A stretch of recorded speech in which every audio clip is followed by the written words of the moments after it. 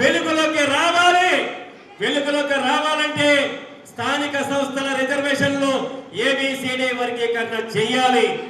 ఈ యొక్క నిర్ణయాన్ని మేము 2011లో నేను జిల్లా అధ్యక్షుడిగా ఉండగా ఈ యొక్క పశ్చిమ గోదావరి జిల్లా అంతా కూడా నేను సంవత్సరం 8 నెలల పాటు మోటార్ సైకిల్ మీద తిరిగి 914 పంచాయతీల్లో ఎంతమంది బీసీలు ఉన్నారు, ఏ కులాలు ఉన్నాయని నేను ఫిల్టర్ చేసుకోవడం జరిగింది. మరి ఆ రోజున ఉమ్మడి పశ్చిమ గోదావరి జిల్లాలో 59 బీసీ కులాలు ఈ యొక్క పశ్చిమ గోదావరి ఉమ్మడి జిల్లాలో ఉన్నాయని గుర్తించి వాళ్ళందరినీ కూడా ఒక వేదిక మీదకి తీసుకురావాలి, వాళ్ళందరినీ ఒక వేదిక మీద కూర్చోబెట్టాలనేటటువంటి సంకల్పంతో నేను ముందుకు ప్రయాణం చేయడం మొదలుపెట్టాను. మరి ఏ రోజున సుమారు ఒక 30 కులాల్ని నేను వేదిక మీద కూర్చోబెట్టగలుగుతున్నానంటే అదంతా నా గొప్పతనం కాదు, మీ అందరి సహాయ సహకారాలని సవినయంగా ఈ సభా వేదిక ద్వారా తెలియజేస్తూ ఉన్నాను. మరి అదే విధంగా రానున్నటువంటి రోజుల్లో నేటి ప్రభుత్వం గౌరవనీయులు నారా చంద్రబాబు నాయుడు గారు ఒరే మంగళవాడ, ఒరే చాకలవాడ, ఒరే గొల్లవాడ, ఒరే ఈదిగోడ, ఒరే యాతోడ అని పిలిచినటువంటి ప్రతి కులానికి రక్షణ చట్టం కల్పిస్తాను. ఎవరు కూడా కులాన్ని పెట్టి పిలవకూడదు, ఎవరు కూడా ఏ కులాన్ని కించపరచకూడదు, ఎవరు కూడా ఏ కులాన్ని తక్కువ చేసి చూడకూడదు.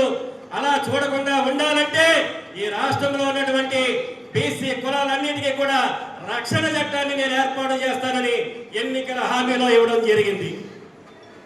మరి అదే విధంగా ఎవరైతే ఈ బడుగు బలహీన వర్గాల్లో పుట్టినటువంటి వ్యక్తులు చేతు వృత్తులు, కుల వృత్తులు, సంచార జాతులు పడుతున్నటువంటి కష్టాలు, మరి 50 సంవత్సరాలు వచ్చేటప్పటికి వీడు పొద్దున కూలి పనికి వెళ్తే సాయంత్రం వచ్చేటప్పటికి ఒక కోట కొడతాడు, వీడి ఆరోగ్యం 30 సంవత్సరాలకే క్షీణించిపోతుంది, వెనకంతా భార్య పిల్లలను పోషించేటటువంటి స్తోమత ఉండదు. అటువంటి వాళ్ళకి 50 సంవత్సరాలు నిండినటువంటి ప్రతి ఒక్క బీసీ బిడ్డకి పెన్షన్ ఏర్పాటు చేస్తానన్నారు. అయ్యా ముఖ్యమంత్రి గారు, ఈ సభా వేదిక ద్వారా, ఈ సమావేశం ద్వారా మీకు విజ్ఞప్తి చేస్తూ ఉన్నాం, మీరు ఇచ్చినటువంటి హామీని వెంటనే అమలు చేసి ఈ యొక్క బీసీ కులాలని ఆదుకోవాలని ఈ సభా వేదిక ద్వారా మీకు విజ్ఞప్తి చేస్తూ ఉన్నాం. మరొక విషయం ఏంటంటే చట్టసభలలో రాజకీయ రిజర్వేషన్లు. ఈ యొక్క దేశ జనాభాలో 80 కోట్లకు పైబడినటువంటి బడుగు బలహీన వర్గాలు శాసనాలు చేసే చోట లేకుండా పల్లకీలు మోసే చోటే ఆగిపోతూ ఉన్నాం. మనకి కావలసింది వాటా, మనకి రావాల్సినటువంటి వాటా ఈ యొక్క అగ్రకులాలు మనకి రానివ్వటం లేదు.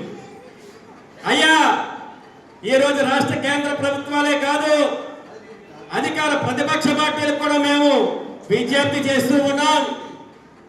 మేము కట్టేటటువంటి కుళాయి పన్నులు, ఇంటి పన్నులు, కరెంటు బిల్లులు, అలాగే జిఎస్టీలు, అన్ని రకాల పన్నులతోటి అధిక శాతం ఉన్నటువంటి ఈ బడుగు బలహీన వర్గాలు కడుతున్నటువంటి డబ్బుతోటి మీరు రాజ్యాలు వెళ్తున్నారే తప్ప మీ బాబు గారు సొత్తులు ఏమి తీసుకొచ్చి ఈ యొక్క బడుగు బలహీన